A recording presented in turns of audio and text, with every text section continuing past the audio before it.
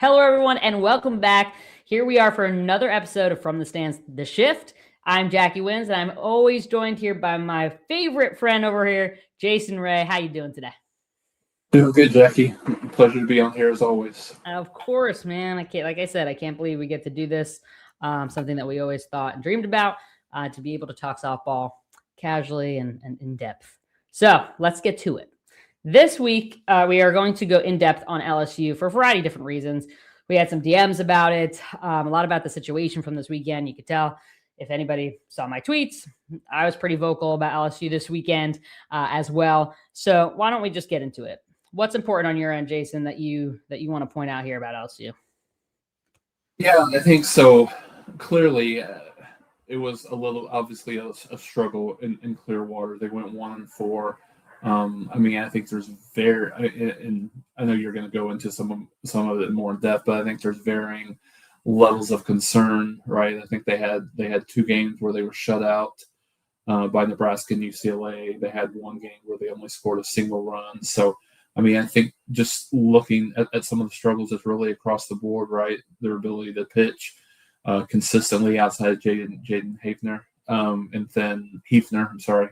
then just the consistency at the plate. But so I think there's some good news and bad news with this, right? So if you're an LSU fan, I think the good news is that the schedule does lighten up a little bit, right? Like, it's good to have some of these games early on in the season as opposed to later in the season, where you can kind of find out some things about yourself and maybe look at, what do you need to get better at? What do you need to tweak? What do you need to focus on a little bit more?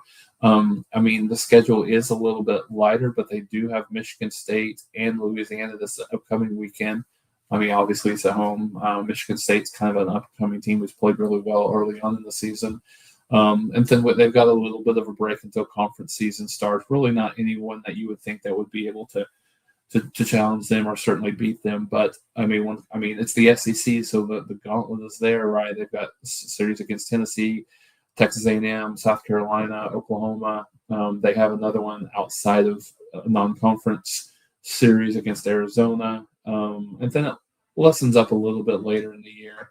But still, and I think, going into the season, there was a fair amount of pressure at LSU with, from a head coaching perspective with Beth Trina, in terms of, they've underachieved to a certain degree over the last couple of years, started really, really strong and haven't been able to finish it. And so this one, I think if you're an optimistic LSU fan, then maybe the script has been flipped a little bit. Maybe it's a slow start to the season and they finish a little bit stronger than they have. But I think the narrative is a lot of people just kind of looking at this don't necessarily care how the season really starts. But I think the big thing where the rubber meets the road is, like, what do they do in the postseason, right? Like, a lot of times as a coach and as a program, you're measured about what the success looks like postseason. Are they able to get to the Women's College World Series, or what are they able to do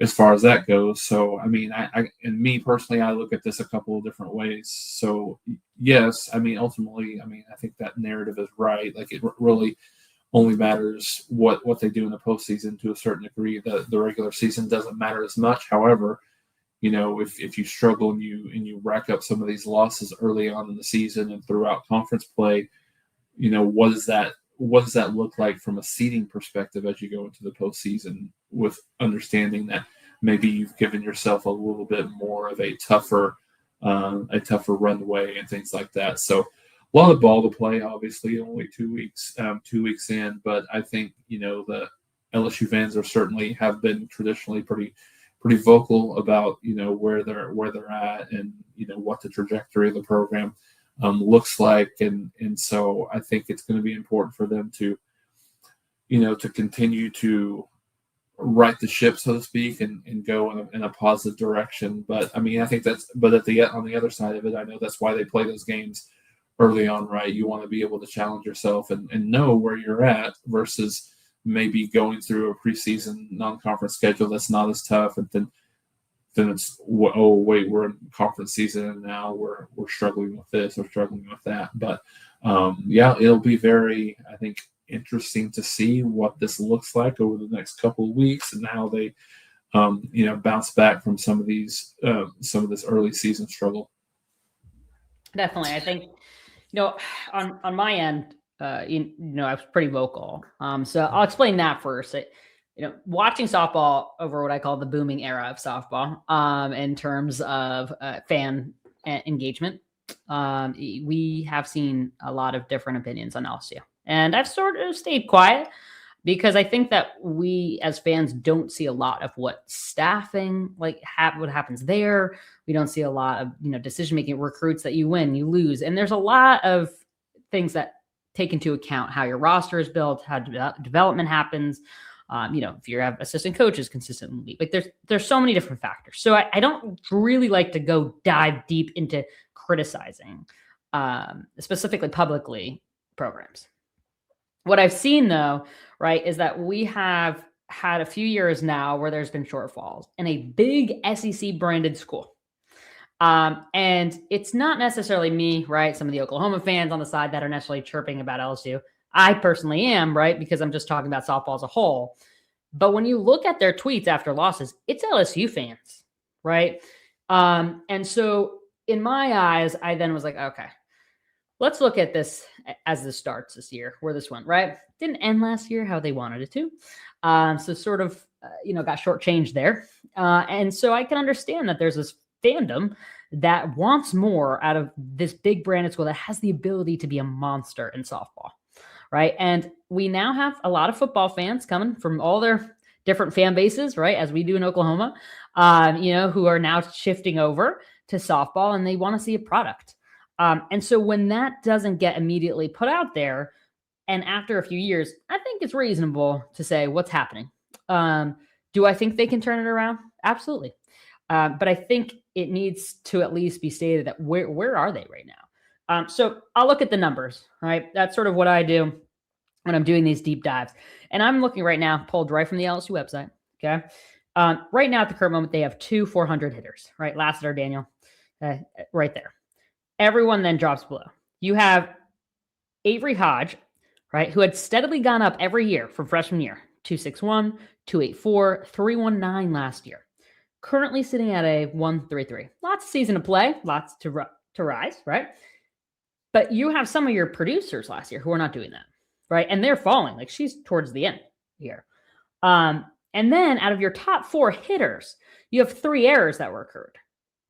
So if they're not performing at the plate, right, then they're decently, defensive, they're holding up. If they're not holding up defensively, then they're doing okay at the plate. But that's an issue. You need to have some consistency, right? You can have some players that have off games and things of that nature. But when you have a flip script continuously, you're never going to get ahead. And so at Clearwater, where you are having intense competition every single way, it was clear they were not prepared. And if you look at each of those, let's say first 2 innings of any of those games, they didn't look prepared mentally, physically. And at an event like that, where it is so under the microscope, it's glaring. And I don't think that these are things where the athletes themselves can't improve. I mean, you're telling me that Avery Hodge had a 319 last year and then is going to stay at a 133. I would hope not, right? But they're not producing. So the question then goes, well, what happened? What happened from last year to this year? And I think if you're an LSU fan, you got a darn good reason to think, hey, something may not be up, right? You also have other changes, right? You have Avery Hodge that moved to third base, right? Kylie Edwards there, more for shortstop. So yes, I understand when Beth Burnett said, we have a lot of new pieces and things like that, but every team has a lot of new pieces. That's the truth, right? That's just how it is. And she says, oh, if you want to give up on us, this is what I'm looking to hear from. All of these girls are talented. We can battle in terms of, what is their ceiling, what is not. But they made it to an SEC roster. She picked them, right? In my eyes, you have to figure that out a little sooner than later in the preparation of how your staff is getting these girls ready, right? It's sort of like, everyone wondered how Oklahoma could have all these different transfers and things like that in the transfer world and how Patty did that and made that work, right? And that's Tech's journey right now. Beth's journey is you have new pieces. Like, how do you put that together? And that's on you. And if you want to stay in the dugout and you don't want to be a third, right? And you're trying to work on pitching and whatever else in there, well, then something, that's a movement. Your head coach is usually out at third, right? Unless they're, really a specialization in pitching or something like that. So in my eyes, it just seems, I didn't hear any accountability. Like I heard like, they're new players and not like, yeah, we didn't prepare them today. Like, yeah, we need to figure that out. But you know what? They're going to get it together and they're going to click and they're going to go. And that is what inspired the tweet. Is I wanted to hear, we need to figure this out as a staff because clearly something's not working. And when you have numbers like this, I just go, I don't, you're not showing me it's possible, right? Athletically, we know like it's possible. These are athletes at a Division I level. Like they can figure it out. But it takes more than just athletes figuring it out to make that work.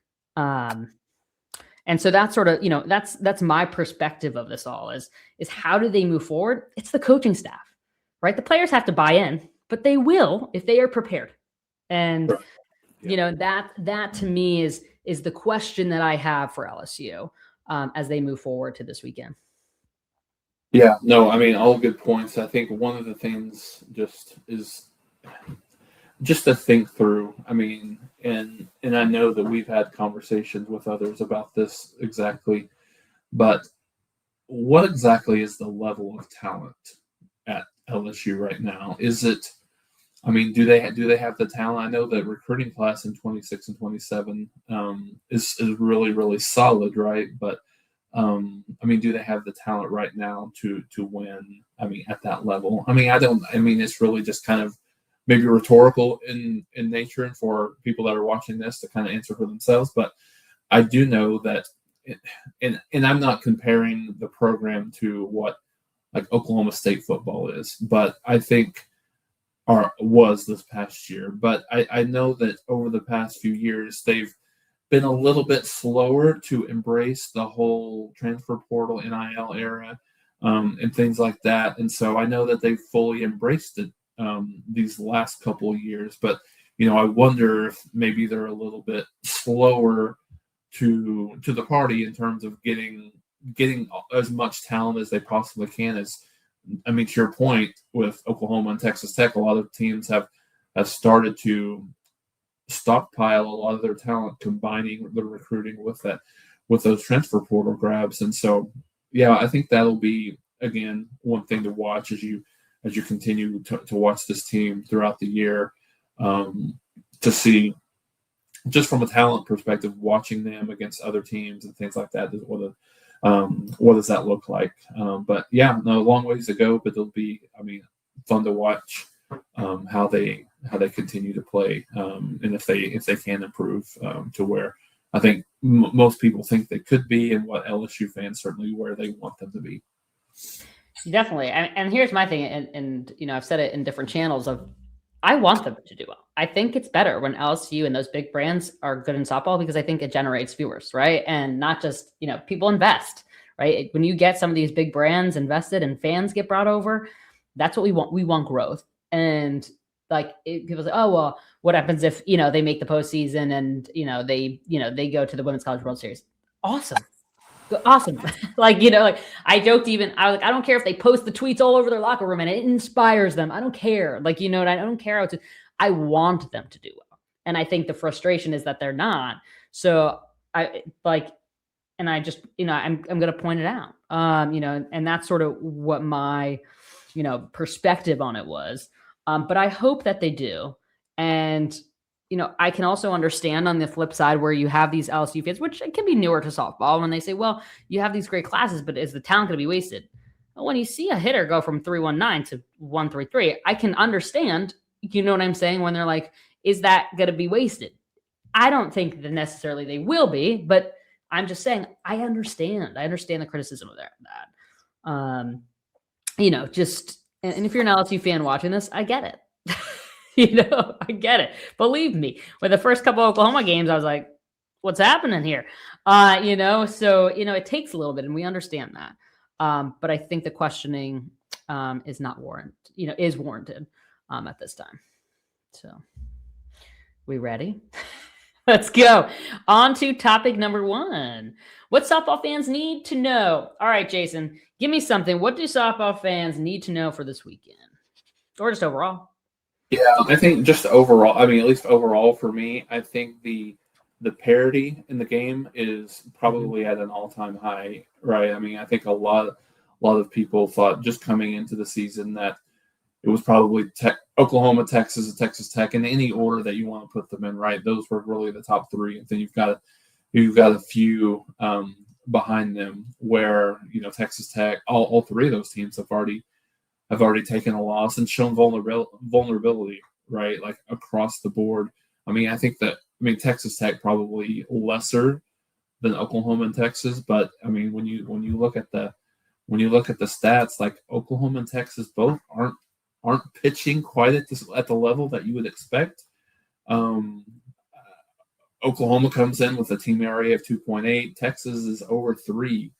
So, and even Kavan, like herself, she had a really good outing this weekend, but she's over a 3-point ERA. And we've talked about, kind of where Oklahoma struggled. I mean, with Kirsten Deal a little bit more than some of the others, but yeah, I think the parity is a big thing. I mean, it's really, and I don't know that you can point at any of these teams and think that they are a clear favorite. I mean, you've got to give Tennessee the edge right now, right? Just the way they performed in Clearwater, and when you look at their two top pitchers, I put this in our composite stat article today, but if you look at their two top pitchers, Aaron Newer and Carlin Pickens, neither of them have allowed an earned run all year. Over 40 innings, 44, I think, and somewhere in that neighborhood innings pitch, and they haven't allowed an earned run all year. So I think, So I think just to summarize that, I mean, I think everything is wide open. I mean, I don't think will be any big surprises. I think that for the first time in a while, you feel like that, at least right now, there could be a number of teams that could challenge for that national championship towards the end of the year. Absolutely. I mean, it's impressive, right? What Tennessee has done in the opening. It's my question of them is whether, how long they can stay consistent, and maybe it's the whole season. That would be impressive because they have the staff to do that.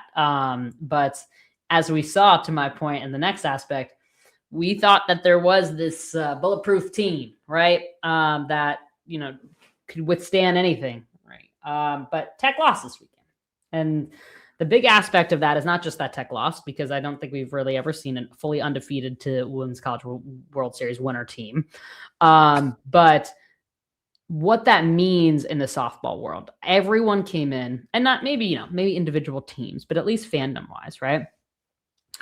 And really was like, wow, well, this team's pretty bought, and they're going to go win a Women's College World Series. And it was almost like this, aura around them that this is what they're going to go do, and their schedule is not that difficult. So maybe they'll be the first ever to fully win. That being said, they lost, right? Second weekend, they lost.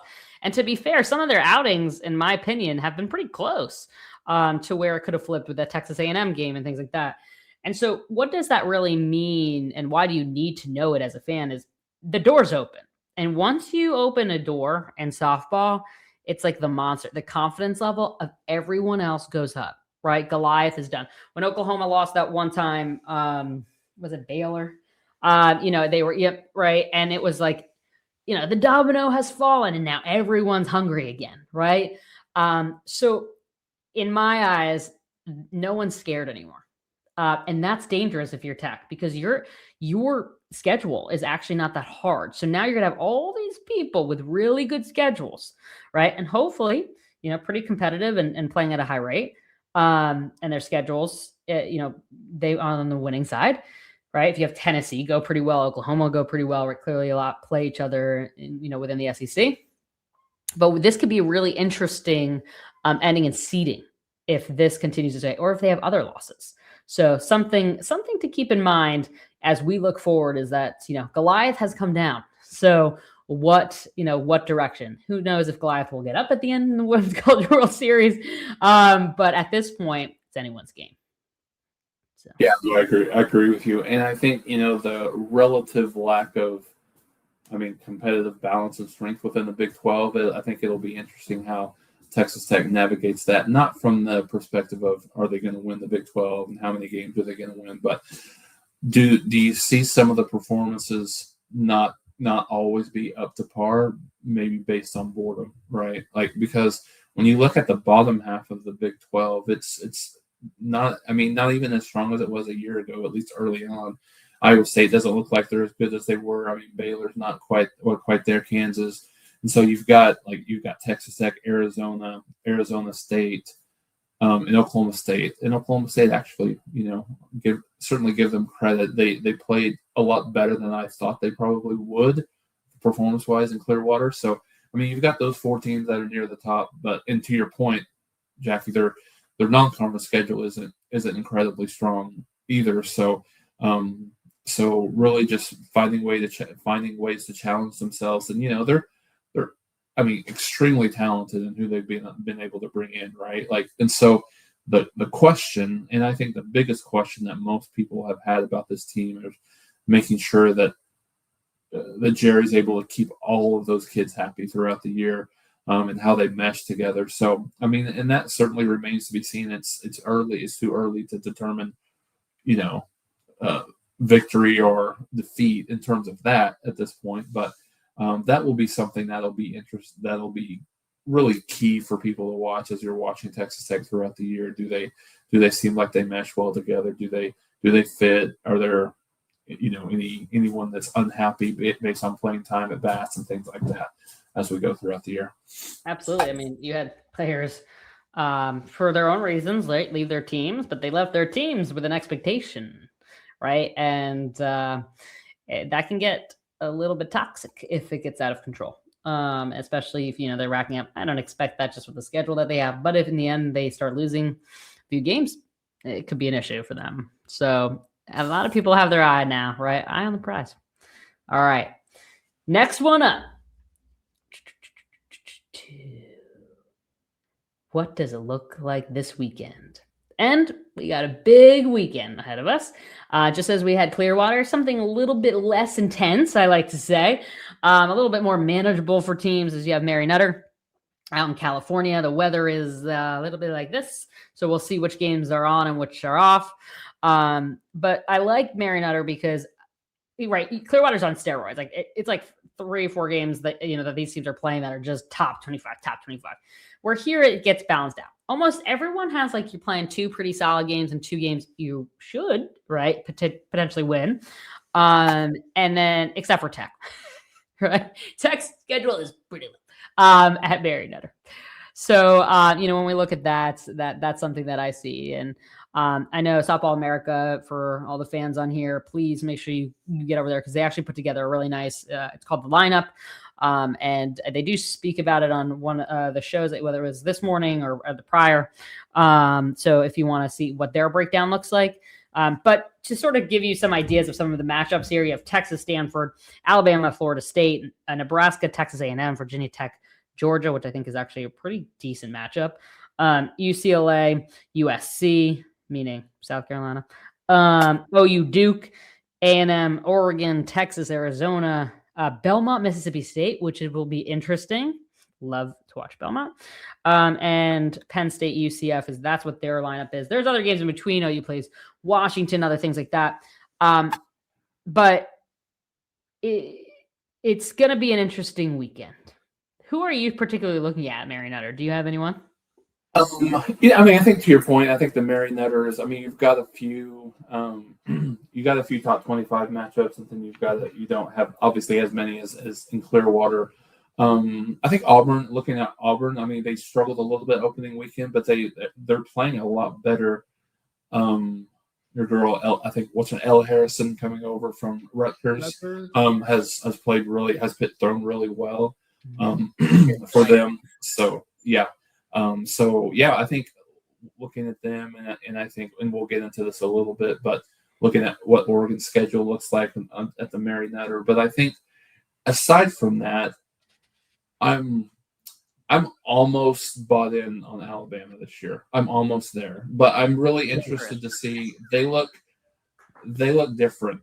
They do look a little bit different. They're able to, and I know that the competition hasn't been quite as good, but they're hitting the ball much better than they have in the past. The two freshman pitchers are outstanding in the circle so far. They have just a little bit over a 1 ERA so far in the year, but obviously this is going to be their biggest competition and probably their biggest competition up until conference play. So very interested to see both Florida State and Alabama. Both teams have really played well early on. So yeah, it'll be interesting to see how that shakes out. Because I know Alabama fans are, they're some of the best in the country, right? One of the biggest blue blood softball programs in the country as well. So wanting to see them, I know they're very interested in seeing them get back to the Women's College World Series after missing last year. But yeah, like just kind of statistically looking at them across the board, both at the plate and in the circle, they've looked a little bit different. So will be very, very interesting for me to kind of look and see how that manifests itself this weekend. So dangerous. So I always have a rule, and most people that I interact with know this, is until you play competition, I can't provide you whether I like you or you don't, right? And I think for them, that's sort of where I land. If they beat Florida State, who I think is playing decently well, right? They have some inconsistencies at times. Very normal for the first couple, weeks for them. I think they do build throughout the season. So will be interesting, I think for both sides of this to see where they're at. I think Alabama, here's my thing with it. Alabama's going to go in there pretty motivated, right? They're really confident. It's just what happens if Florida State gets a hold of that and the pendulum swings. They haven't really had that much adversity at this point. So I want to see what that game's going to be high on my priority list because you're right. Like, it's like, I want to buy in, but I stick to my rule.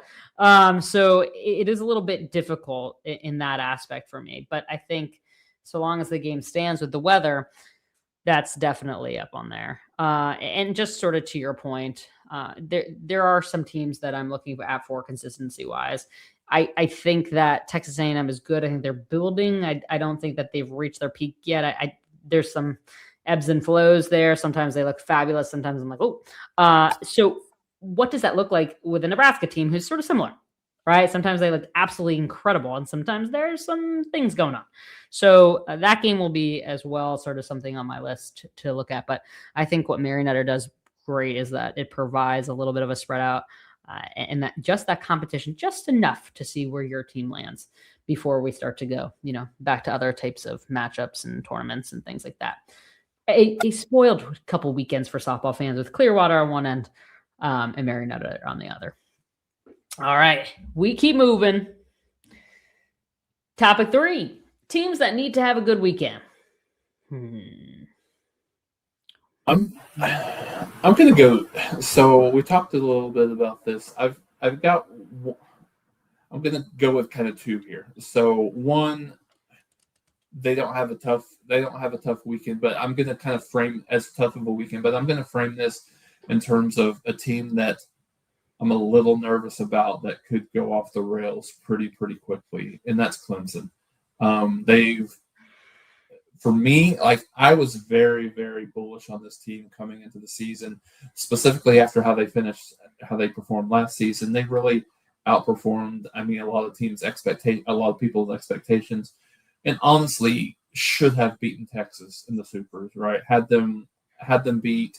I believe they had the bases loaded with nobody out, just needed to score 1 run to win and eliminate Texas. Weren't able to get it done, but they have not looked good early on in the season at all. I think they've got a 5-4 or 6-4 record right now, and they're currently losing to Charlotte 8-3 in the 7th inning, and so they have Coastal Carolina and Baylor this weekend, and then they have a midweek at Georgia next week. So really just kind of maybe not necessarily like that they don't have as tough of competition as some other teams overall through this weekend, but really sort of kind of danger zone early on for them to be able to right that ship. But really, as we talked about before, just just kind of in the whole vein of Marion Nutter, Oregon is, I think, the one overarching for me that really needs to have a good weekend. And they've been a little bit up and down, kind of similar to Clemson in a certain way, right? So Oregon's 5-4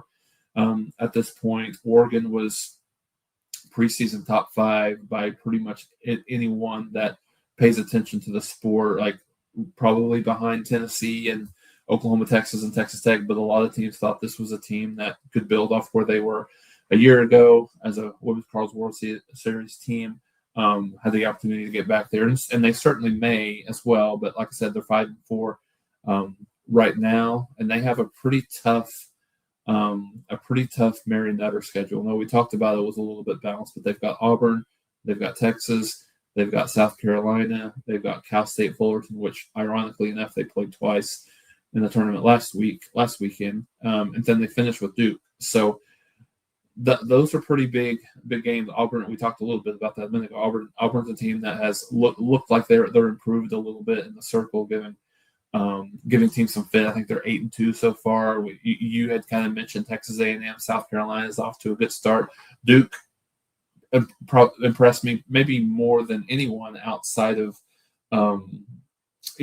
Georgia this past weekend at the Clearwater. So it'll be interesting to see if Oregon is what they're able to do. I think they really need a good weekend to get their early season kick started.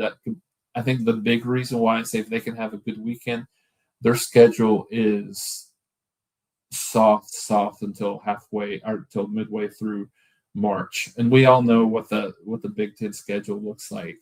Overall, they wait and they play. They do have 2 away series against probably the 2 of the toughest ones. They go to Washington and go to UCLA. But anyways, they'll have an opportunity to kind of stockpile a lot of wins together if they are able to have a good weekend this weekend. And just for people watching, as I say that, looks like Charlotte just beat Clemson. So again on that one. But yeah, I mean, I think I'm really going to be interested in watching Oregon this weekend to see exactly how they bounce back from a couple of rough outings early on in the season. Also love Charlotte. There's is it Jenna Lords on there, and then from Maryland the transfer Smith, I believe. Is it Sydney Smith? That's correct. Feel free in the chat for on YouTube or wherever. I can't get her name out of my head. But anyway, was a really good player at Maryland for a long time, transferred over to Charlotte. So they got ballers out there. I love the makeup of their team, and they're really confident right now. So if they can keep that consistent, I'd love to see them in the postseason.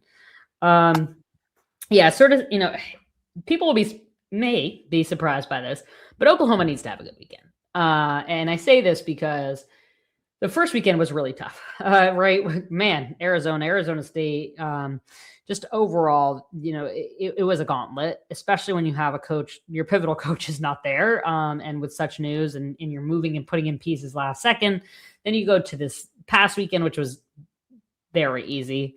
And now what does it look like? And that's not to be negative to you. I mean, I hope they stay competitive in these games, and I want them to do well. Clearly, they're my fan base. And my team. But I just think it's how does the pendulum swing if it goes really bad, and I don't want to see that for them. Things happen, right? Sometimes you go down, things like, and if you lose one, that's fine, but let's not make it this like really intense run roll type of ordeal. Stay as close as you can, build your confidence, right? Build up the pen a little bit, as much as we can, see how comfortable they are. But I would love to see them capitalize on the weekend. As you said before, Duke and Curd, they were gritty at Clearwater, and they're pretty battle tested coming right out of there.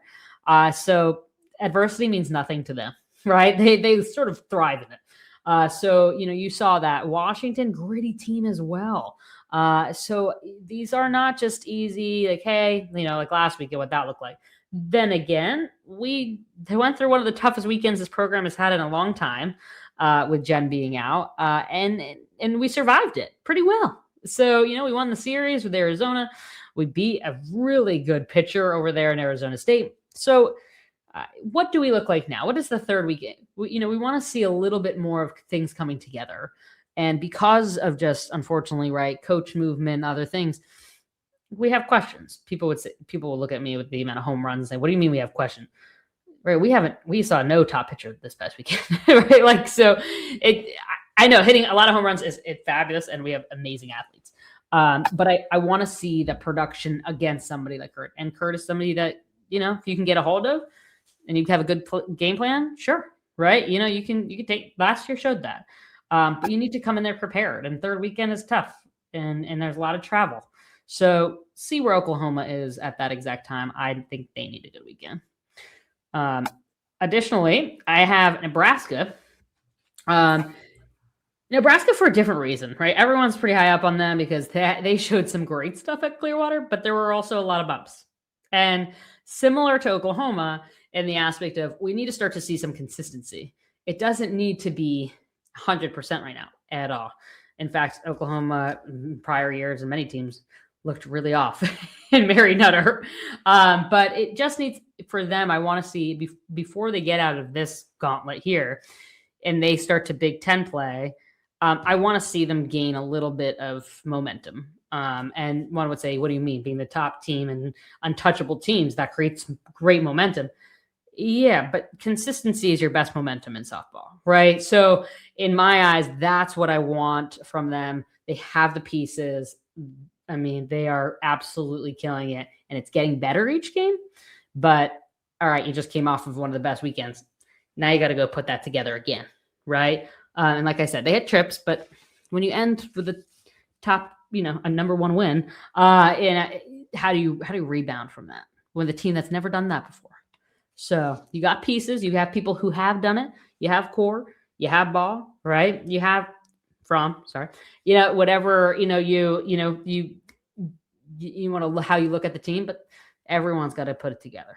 So for me, I think that they need to have good weekends because then I think people doubt them again. And I think they're better than that. So those are my two.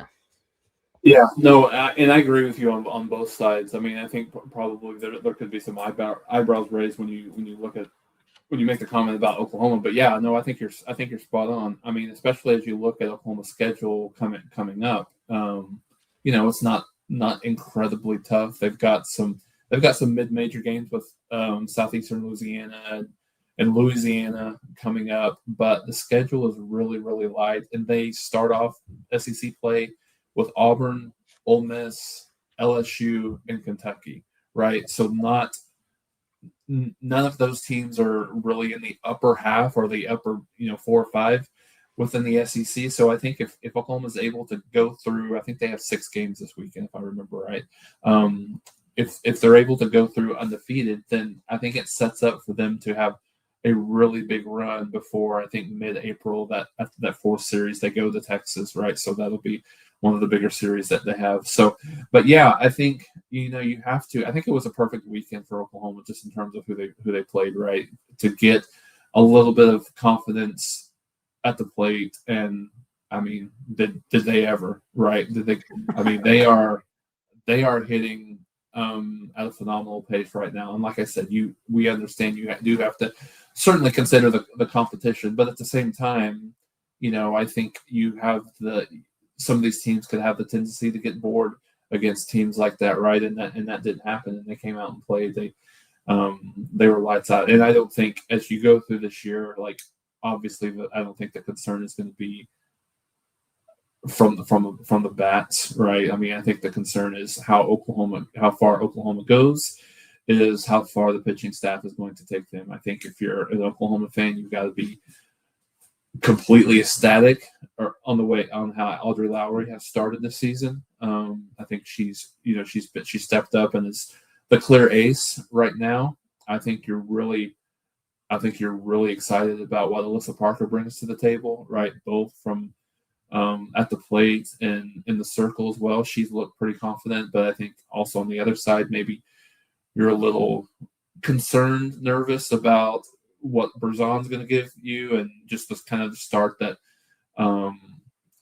Kirsten Deal is off to. So, I mean, hopefully maybe there's some mechanical things there that they'll be able work through. So, but yeah, it'll be interesting. You've got two really, I would say, pretty tough opponents when you look at Duke and Washington, right? But and then you've got 3 to 4 opponents against some mid-major. When you look at Cal State Fullerton, San Diego State, Long Beach State, Cal is there, but they've struggled early on. They've got a complete roster overhaul with Singleton over there now. Just in that movement. So, but yeah, I think it'll be like it's very important for. You're spot on. It's very important for Oklahoma to have a good week. And then just moving to Nebraska, I think you're right. Nebraska has clearly taken the approach this year that strength of schedule is not going to be a deterrent for them in terms of their ability to host or where they're at in the postseason, because they have challenged themselves and they continue to challenge themselves. I think after this weekend, I don't know how their schedule up, but I think they have a set. They're in the tournament where they play Oklahoma State, I think 2 or 3 times. So it doesn't get any easier for them. But yeah, I like the way that they challenge themselves, and they do have a couple of. I know they have one kid that's out that they expect to get back, but yeah, I think that them on the way they played. I think we remarked like they're one of the toughest teams to rank, right? Because there's a couple of games that they probably should have won that you would expected them to win that they lost, but they've clearly got the 2 best wins in the country against Texas and Texas Tech, right? So, but yeah, they are really fun to watch. So it'll be fun to watch them as they continue to go through to see how that schedule challenges them. And you made the point that it will lessen up a little bit as Big Ten play starts, but yeah, it'll be good to see how they come out of that tough schedule. Definitely. One thing, in that I was thinking about as you were talking was, look, there was a stat that came out. Somebody put it out. Sorry for not knowing who that person was, but it stated that almost like every single person who's been at the plate for Oklahoma has had a home run. Definitely no problem at the plate. One could be like, well, what about that first game? That was a top 5 pitcher in the country. And so that's always going to throw you off game 1. But I think they're going to find their groove. And that typically is what happens. I think usually we get more consistent batting wise after Mary Nutter. And then again, we haven't had an opening weekend for Oklahoma like that ever. So, does that speed things up? Oklahoma's on. A lot of people are doubting them because they don't look right off the bat. Ironically that I said that. You'd say, oh, well, they're not bulletproof. Understand with the pitching. But if they get slightly better in both areas, it's still a really good shot at a team. And so I'm okay with where they're at right now. Nobody wants to be, and I put a tweet out about this, nobody wants to be the best right now, and nobody wants to be the worst, right? Because then if you're the best, you're expected to stay here the entire season. And we've seen what that pressure has done to teams. And so, you clearly don't want to be the worst because you're confident, you don't want to get pummeled. But it's that sweet spot of knowing what you need to do and where is your growth? And so that's sort of where I'm at with Oklahoma is let's see where our growth is. It's getting better each weekend. But where is that sweet spot where we're going to land? And sort of the same thing with Nebraska. It looks great one moment, the next, what's the sweet spot for them? But overall, I think this weekend is going to be exciting. I think we're going to see some people for sure, upset others. And, will Goliath stay undefeated with their own weak schedule at Mary Nutter? If they lose another one, then we have a lot of questions. So I think it has some good storylines to it. I think there's going to be a lot of good games. I think a lot of people are going to get a lot from Alabama and Florida State, a lot of eyes on that game. So I think we're in for an awesome treat and, see where these teams go. But also all fans, don't get too wild, right? Because we are sort of still at the top. And I know softball's a decently long season. So even if your team doesn't have the greatest weekend, they have time still to figure it out. And yeah, your fan base probably has a lot of reason to chirp, but give them the time that they need to fix some things. That being said, we'll see how it goes. Any last thoughts from you, Jason? No, just excited for the softball this weekend. If you don't have, I mean, I know that it's for one tournament, and a lot of people don't want to buy Flow just for one tournament, right? But if you can, I would recommend purchasing that for this weekend, because there'll be a lot of good games to watch. Absolutely. As always, from Jason and I to you all, thanks for just even listening in and hearing what we have to say. We greatly appreciate it. Two friends that just love to talk softball, just making something for you all. Feel free. I know that we had some Florida State that is on our docket to do deep dives on. There was some, I believe, Arizona as well. We're going to get into it, but we didn't want to do some back-to-back on some of those harder weekends. So we will get to those teams for the deep dive, but we're going to also see how the weekend plays out. Feel free, if you have a team that you want us to deep dive into, just type it below. If you're on YouTube, if you're on the tweet, go ahead there as well. DM us, whatever you want to do. Once again, thanks everybody from the stands. I'm Jackie Wins. Right over there is Jason Ray. If you need us, find us on X or here on YouTube. Have a good one, everybody. Peace out.